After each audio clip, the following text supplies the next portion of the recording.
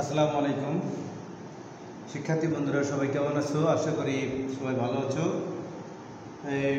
এক অদৃশ্য করোনা ভাইরাসের এই যে মহামারীর কারণে সবাই অনলাইন ক্লাসে, আশা করি অনলাইন ক্লাসগুলো ফলো করছো, দেখছো। তা আমি ইমদাদুল হক, সহকারী শিক্ষক, মহতলা মাধ্যমিক বিদ্যালয়। আজ তোমাদের অষ্টম শ্রেণীর সাধারণ গণিত বিষয়ের জ্যামিতি নিয়ে আলোচনা করব। উপপাদ্য এক, বৃত্ত সম্পর্কীয় উপপাদ্য। তাই এই যে কোনো জ্যামিতিগুলো বুঝতে গেলে সাধারণত জ্যামিতির প্রশ্নটাকে একটু খুব ভালো করে পড়তে হবে, ভালো করে বুঝতে হবে জ্যামিতির প্রশ্নটা কী বলতেছে। তা আমি তো প্রশ্নটা পড়ছি, যে প্রশ্নটা আমি বোর্ডে লিখেছি যে বৃত্তের কেন্দ্র ও ব্যাসভিন্ন কোনো জ্যায়ের মধ্যবিন্দু সংযোগ রেখাংশ ওই জ্যায়ের উল্লম্ব।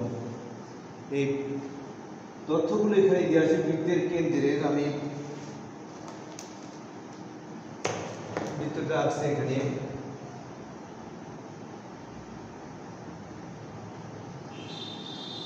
বলেছে বৃত্তের কেন্দ্র ও ব্যাস ভিন্ন কোনো জ্যায়ের মধ্যবিন্দু।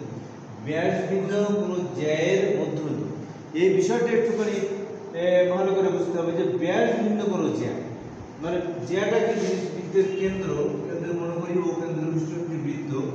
আমি এখানে একটা ও দিয়ে দিলাম। বৃত্তের কেন্দ্র ও ব্যাস ভিন্ন কোনো জ্যা। ব্যাস ভিন্ন একটা জ্যা আমি লিখি, ব্যাস ভিন্ন জ্যা এবি একটি ব্যাস ভিন্ন জ্যা লিখলাম। ব্যাস ভিন্ন কথাটা এই কারণে দেওয়া আছে যে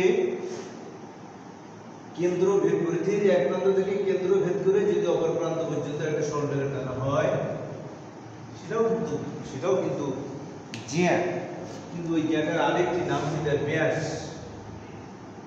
এই জ্যাটার আরেকটি নাম হয়ে যায়, আরেকটি নাম ব্যাস হয়ে যায়। এই জন্য ব্যাস ভিন্ন কথাটা এখানে উল্লেখ আছে যে ব্যাস ভিন্ন জ্যা। যেখানে বৃত্তের কেন্দ্র ও ব্যাস ভিন্ন কোনো জ্যায়ের মধ্যবিন্দু, তাহলে বিষয়টা মনে করি বৃত্তের কেন্দ্র, তাহলে মনে করি ও কেন্দ্র বিশিষ্ট বৃত্তে, ও কেন্দ্র বিশিষ্ট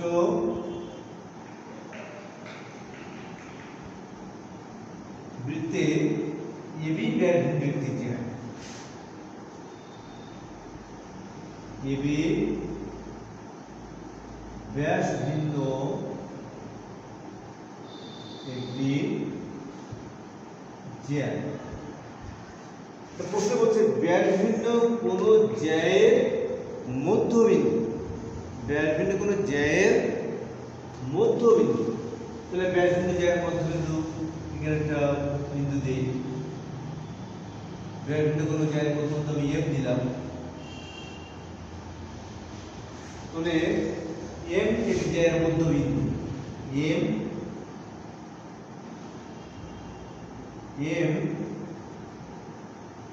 এবি জ্যায়ের মধ্যবিন্দু।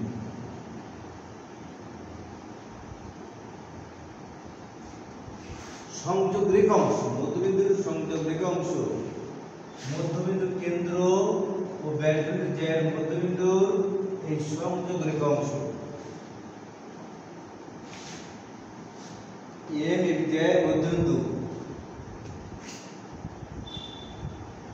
সংযোগ রেখাংশটা খন্ড এ ও এম, সংযোগ রেখাংশ ওই জ্যায়ের উপর লম্ব। তার মানে ওএমটা এবি জ্যায়ের উপরে লম্ব হয়, ওএমটা এবি জ্যায়ের উপর লম্ব হয়। ওএম যোগ করি, সংযোগ রেখাংশ ওএম যোগ করি, প্রমাণ করতে হবে,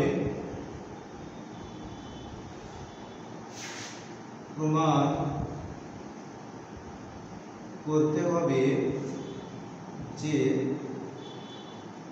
ওএম লম্ব এবি। ওই যে এখানে লেখা আছে ব্যাস ভিন্ন জ্যায়ের মধ্যবিন্দু মধ্যবিন্দু এম, সংযোগ রেখা অংশ, সংযোগ রেখা হলো ও এম, ওই জায়ের উপর লম্ব, মানে এ বি জায়ের উপরে ও এমটা লম্ব হবে। এখন লম্ব কখন হবে? লম্ব কারে বলে? লম্ব কারে বলে? লম্ব সংখ্যাটা থেকে আমরা বুঝতে পারি যে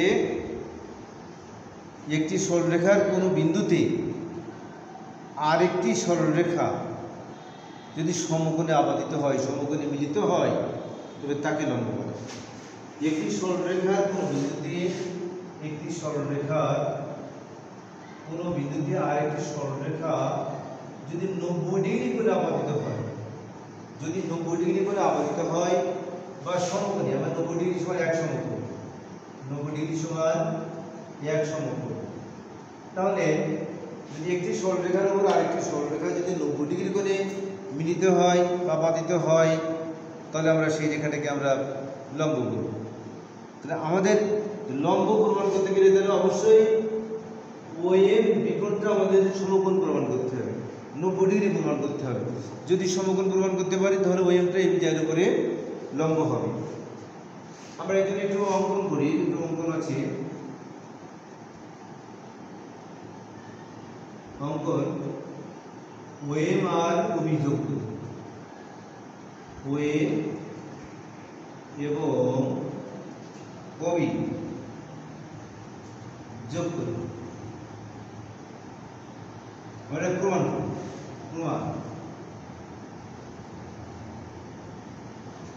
আমরা এখানে লিখবো ধাপ,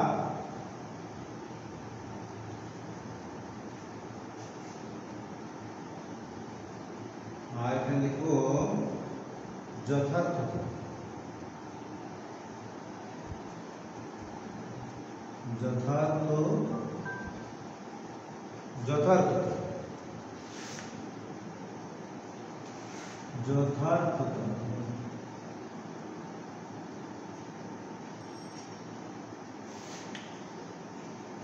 আমরা এখন যদি ওএম বিকোণ আর ও সমান ওএম একোণ, ওএম বিকোণ এক সমকোণ আর ওএম একোণ সমান যদি এক সমকোণ প্রমাণ করা যায়, তাহলে আমরা ওএমটা এক জায়ের উপর লম্ব প্রমাণ করতে পারবো।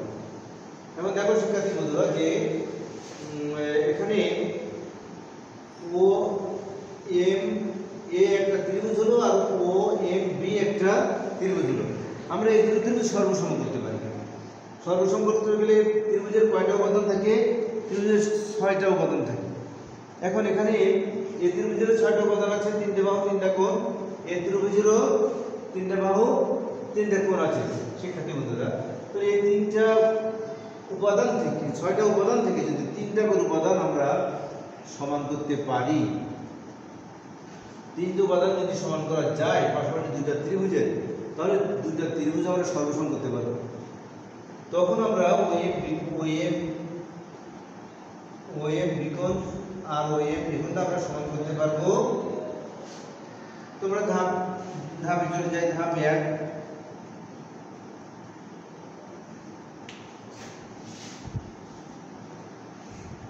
যে ওএম ত্রিভুজ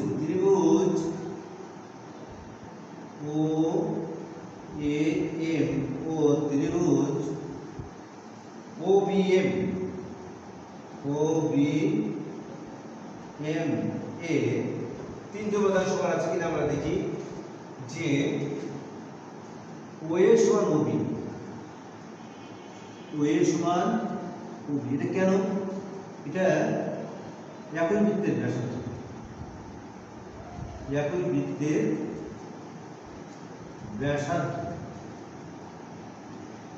একই বৃত্তের ব্যাসার্ধ সর্বদা সমান হয়। ওএটা ব্যাসার্ধ, ওবিটাও ব্যাসার্ধ, ও কেন্দ্রবিষ্ট বৃত্তের একটা ব্যাসার্ধ, তার ব্যাসার্ধ সর্বদা সমান হয়। তাই ওএ সমান ওবি হলো একটা উপাদান পেলাম। আর একটা উপাদান কি আছে? এম সমান বিএম বলা যেতে পারে। এম সমান বিএম এটা বলা যায়। এখানে এম সমান বিএম কেন বলা হচ্ছে? যে প্রশ্নে বলা আছে বৃত্তের কেন্দ্র ব্যাস বিন্দু যার মধ্যবিন্দু, ব্যাস বিন্দু কোন জ্যায়ের মধ্যবিন্দু, তার মানে এমটা এ বিজয়ের মধ্যবিন্দু। তাহলে এমটা যদি এ বিজয়ের মধ্যবিন্দু হয় তাহলে এম সমান বিএম হবে, এই জন্য এম সমান বিএম। আর এই যে ওএম বাহুটা আছে ওটা ও এম ত্রিভুজের একটা বাহু, আবার ও বি এম ত্রিভুজের একটা বাহু, হলো ওএম। এই জন্য আমরা ওএম সমান ওএম লিখতে পারি। আমরা এখানে কি লিখছি যে এম সমান বিএম, যেহেতু এম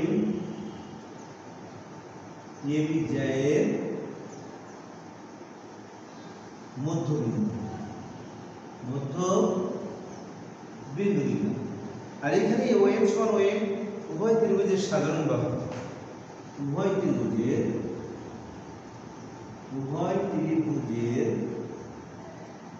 সাধারণ বাহু।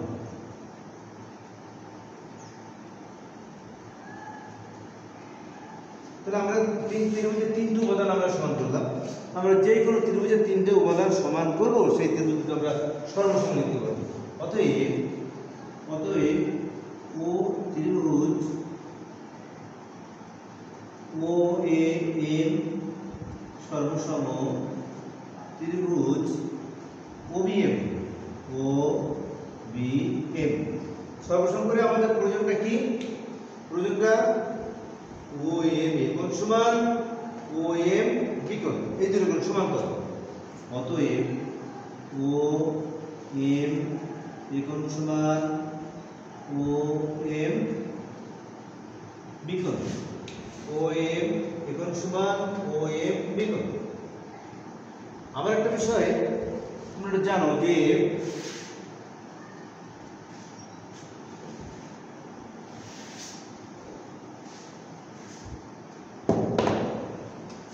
আমরা এবি একটি সরলরেখা, ও একটি বিন্দু, সরলরেখার উপরে ও একটি বিন্দু, এবি সরলরেখার উপরে ও একটা বিন্দু। এখন এ ও বিকোণ, একটা সরল এক সরলকোণ সমান দুই সমকোণ, এক সরলকোণ সমান দুই সমকোণ। তাহলে এখান থেকে যে এইটা যদি এখন এই সরলকোণটাকে দুটো ভাগে যদি ভাগ করি এবং দুইটা ভাগ যদি সমান হয় তাহলে এরা প্রত্যেকে কি হবে? এক সমকোণ হবে। এ কারণে এখানে যে ও এম একোণ এবং ও এম বিকোণ দুটো যোগ করি তাহলে একটা সরলকোণ হবে। তার মানে রৈখিক যুগলকোণ, রৈখিক মানে সরল, তাহলে রৈখিক যুগল। আমরা বলছি কিন্তু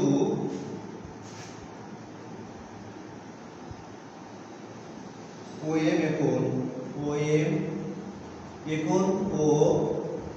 ও এম বিকোণ দুটি রৈখিক যুগলকোণ,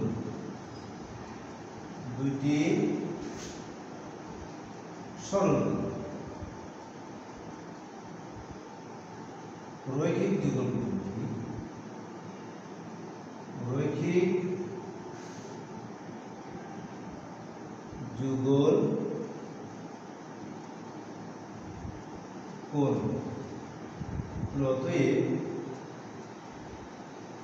ও এম একোণ সমান ও এম বিকোণ সমান এক সমকোণ, প্রত্যেকে এক সমকোণ। আর যেই সমকোণ হচ্ছে অর্থাৎ যেই সমকোণ হচ্ছে সেই কি হচ্ছে? ও এম লম্ব এ বি, এটা প্রমাণিত হচ্ছে যে কি বললাম যে কিভাবে এটা লম্ব হলো, যে একটি সরলরেখার কোন বিন্দু আরেকটি সরলরেখা লম্বভাবে দণ্ডায়মান হয়ে যদি একটি সরলরেখার উপরে আরেকটি সরলরেখা যদি সমকোণে আপাতিত হয়, সমকোণে মিলিত হয়, তাহলে সরলরেখা দুটি পরস্পরের উপরে লম্ব হবে।